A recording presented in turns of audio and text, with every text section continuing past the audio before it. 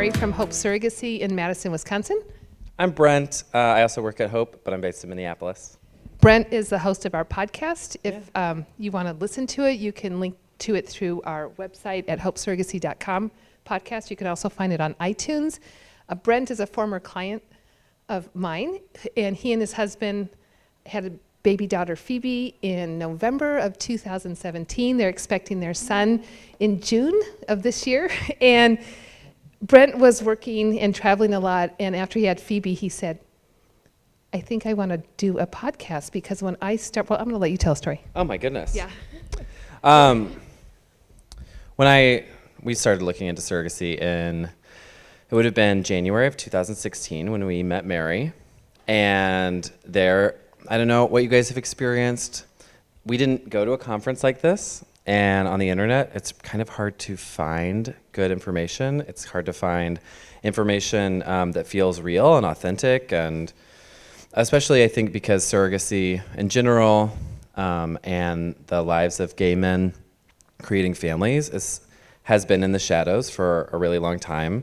It was really hard to find authentic, real conversations and people to connect to through the internet. So we wanted to create the podcast so that you could hear from women who wanted to be surrogates. Why did they want to be surrogates? What has happened in their lives that brought them to that? And then what was the experience like? What was it like for them to meet their family that they worked with? What was it like for them to get pregnant through IVF? What was it like to deliver the baby and hand it over to the parents? So all that stuff is on the podcast, and you can listen to me talk about it, but also it's way better to listen to these women talk about their experience. Yeah. It just makes me smile, because the podcast has been a great tool for people to listen. And I was talking to some new intended parents a couple weeks ago, and they listened to all the podcasts, and they go, oh, well, I really identified with Amanda and with Lauren, but not so much this other one. We wouldn't want to be matched with someone like that. And I love that, because it helps us match you with, we don't just match you with anybody. I mean, I think you can be a testament to that. So much goes into this. This is so much money. It's really emotional. It's a huge emotional commitment. It's a huge financial commitment, and we take that seriously. And so we don't just match you with anybody. I mean, maybe you might have to wait longer for that right person. I can't remember how long you guys waited, but anyway, he's on the podcast with his surrogate too, which is really fun. You get to hear that story. But we really want it to be like you're part of our family. I mean, we're a small boutique agency based out of Madison. We're not a large program. Brent is part of our team. He's in Minneapolis. He does our social media outreach, our podcast. Amy and LeeAnn are at our table. The three of us run the office in Madison, and we always know who you are, and you become part of our family. And it really is. And we want to keep it that way. We don't want to get so big that we don't know who you are, or we're going to refer you to a case manager. We want you to be part of our team. And so many of our former clients, both surrogates and parents, have become close friends. Our surrogates do come predominantly, majority are from Wisconsin. We have a few from Minnesota. Laws are a little bit different in Wisconsin. Illinois, which you've probably heard, is you get your name on the birth certificate at birth. Wisconsin hasn't kept, the law has not kept up with the science, and so you do have to go to a court hearing afterwards, but as he can attest, it was a really beautiful thing. We all cried. It's happy law, but Wisconsin is what I call a purple state. We don't want to legislate anything right now, because who knows what would happen, and surrogacy's been working really well there since 1995. Both your names go on the birth certificate as legal parents. You're going to work with great attorneys. That's part of our job, is to refer you to a great attorney, and we're just going to help you, I don't know, I call it baby steps. Go through the whole process step by step. And I know it's really overwhelming to be here, because it's like, where do I start?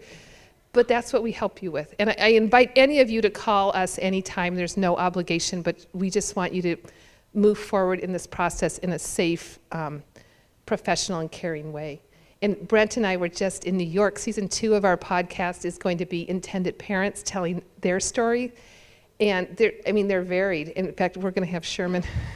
I don't know if you guys have met Sherman here at Men Having Babies, but Brent's going to interview him. But we spent some time in New York, and it was really, really cool for me to meet with former clients who their kids are now 6 and 9 years old.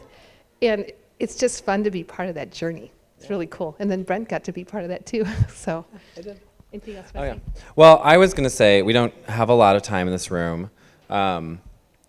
The one thing that I'm taking away from this conference, like I said, I've actually never been to something like this myself.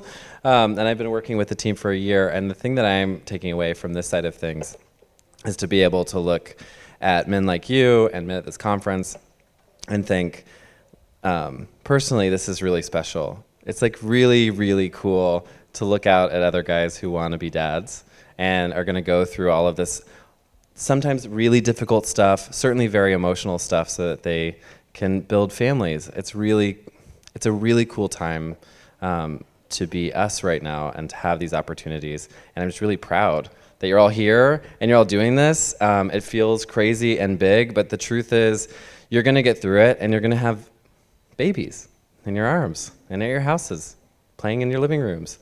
All of it, all of this confusing stuff, all the stuff that people are telling you that's going in one ear and out the other, it will all work out, and you're going to be dads, which is really cool. One more thing to say. Yeah. I don't know if I have any time. I mean, we have such a short amount of time. I just want to say this really quickly. As you're navigating this process, and some of you, I've told you about this before, it is overwhelming. Like you said, it's like, it's baby steps. Just take a deep breath. You'll get through it. But when you're talking to people, you want to talk to people because every place has a different personality, a different protocol, different pricing, and you just want to start a cost model and just see how is this working into my budget and all of that, and how they run their program. It's important the fertility clinic you line yourself with. Again, we're happy, no obligation to help get you on a path, whether you work with us or not, but we just want you to move forward safely. Cool. I think we have till 4. Is that right? Oh, is it right? Is it Yeah. 4 o'clock? Okay. Yeah, it's 4 o'clock. Okay. Any questions? Anybody have questions? We have a mic. We can answer whatever question. Yeah, please. What surrogates do you have in your network? Okay. So, okay. First question is. Surrogates do you have in your network? Yeah. What's the average cost and the average timeline for matching? Okay, how many surrogates we have in our network? I mean, that's a fluid question because at any given time, yeah, okay. So just so you give you an idea, right now we have about 18 parents in our program waiting to be matched, and we have 10 surrogates.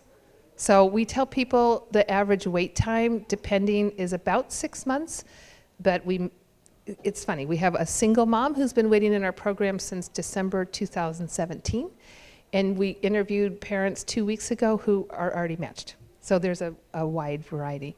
And then the average cost, that's a great question. Just last week I received a detailed spreadsheet from a couple we worked with. Their little boy's about to be 1 year old in July, and they shared with me everything. And they did not use donor egg, and they were $89,000. And for all of you needing donor egg, and these guys have their best friend here who's going to do that, but that adds an additional cost of probably $10,000 to $15,000. So. All in, or that's just for the Oh no, that's all in. Legal, medical, surrogate, agency fee, and then donor. My best guesstimate for you would be between $110,000 and $120,000. Any other questions?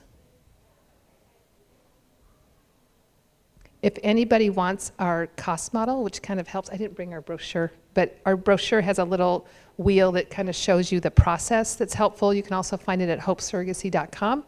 But if anybody wants a cost model, just email us at info@hopesurrogacy.com or Mary at Hope Surrogacy, and I'm happy to share that cost model with you. It could just be something you can use to help you navigate this. Thank you, everybody.